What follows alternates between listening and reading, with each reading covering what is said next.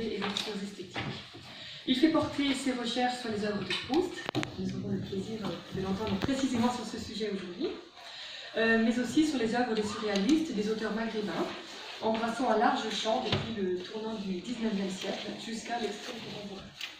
Il a publié plusieurs articles portant sur la traduction littéraire et coordonné 2 ouvrages collectifs, l'un consacré à la traduction de la poésie, sujet difficile s'il en est, et l'autre à la traduction du culturel, qui est actuellement sous presse.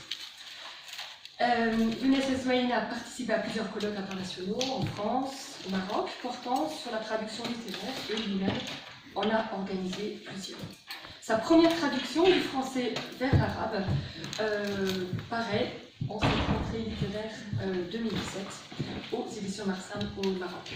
Donc je vous laisse tout de suite la parole sur la question de Proust traducteur. Merci.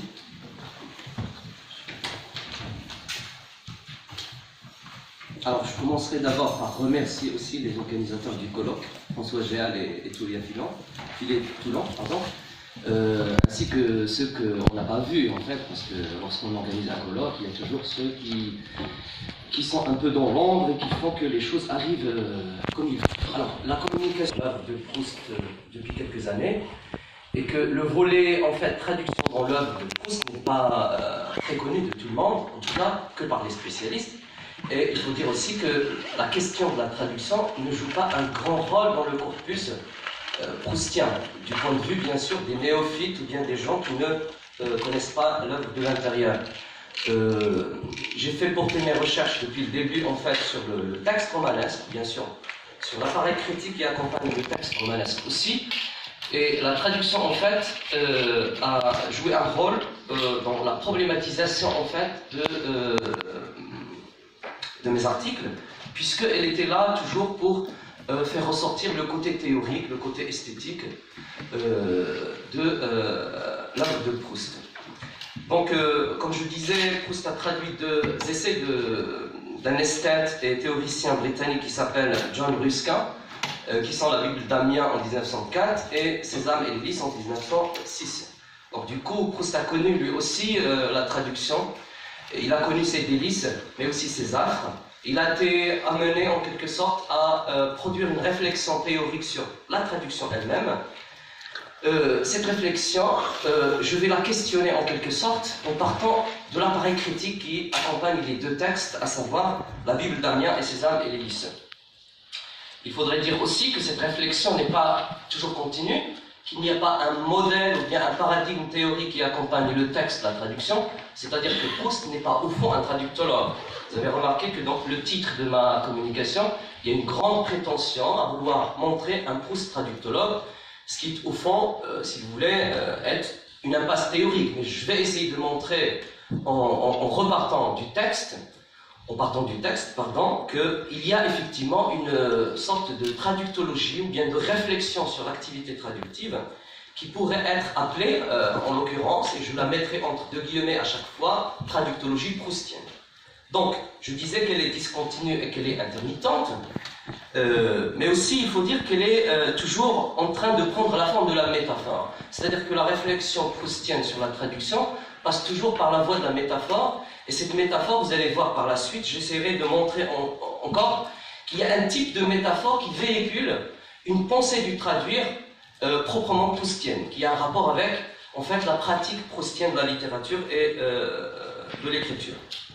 Donc, cet appareil, cet ensemble de notes de bas de page, et ces préfaces, ces postfaces que Proust a consacrées à ces 2 traductions, est le lieu, effectivement, d'une théorisation qui passe par une métaphorisation de l'acte traductif. Par ailleurs, deuxième restriction dans mon propos, la pensée traductologique, entre 2 guillemets toujours, proustienne, est toujours mêlée à une autre pensée, à une pensée esthétique, celle qui gouverne, qui conditionne, qui oriente l'ensemble du projet littéraire proustien. Donc, elle est mêlée, donc elle est à l'intérieur d'une pensée de la littérature, et il faudrait, le cas échéant, bien sûr, la dégager, la déduire, en fait, de ces réflexions qui portent sur, d'abord, la question de la littérature. Et à chaque fois, je vais essayer de faire appel à cette esthétique proustienne parce qu'elle sera la caution, en fait, sous laquelle je mets ma réflexion, puisque, au fond, il n'y a pas de traductologie proustienne, donc il faudrait la mettre sous la caution d'une théorie de la littérature, ou bien d'une théorie de l'écrire, tout court, qui soit effectivement cohérente et homogène. Donc à chaque fois, j'essaierai de faire appel à la pensée proustienne concernant l'idée du signe, du langage, de la métaphore elle-même, de la réalité, du réel, de la mémoire. Et vous allez voir que les choses vont ensemble dans le sens d'une pensée ou bien d'une hypothèse du traduire littéraire qui pourrait être interprétée, en tout cas de ma façon, comme étant une traductologie. Alors bien sûr, pour faire ça, il faudrait que j'aborde les choses en deux axes.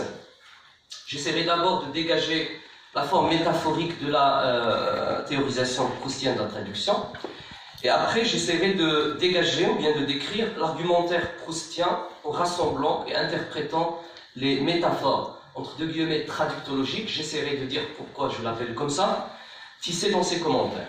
Donc d'abord, il faudrait voir s'il y a une forme métaphorique dans la théorisation proustienne et essayer de l'interpréter par la suite. Comme vous le savez, j'ai commencé par des restrictions, par des réserves. Proust n'est pas un traductologue, il ne cherchait pas à l'être, il n'a pas produit une réflexion vraiment traductologique.